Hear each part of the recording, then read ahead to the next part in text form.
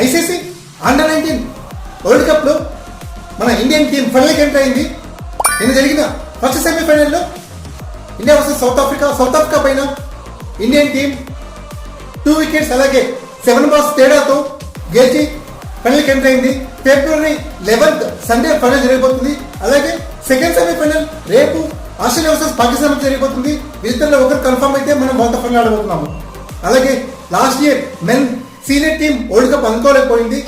ఈ year under nineteen men's Indian team world cup గెలవాలని కోరుకుందాం.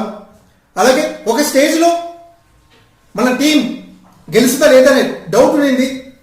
సచిన్ దాస్ అలాగే కెప్టెన్ సహారం ఒక బిగ్ పార్ట్నర్షిప్ తో లాస్ట్ మూమెంట్ లో ఇండియన్ టీం 245 రన్స్ చేసింది కంఫర్టబుల్ గా.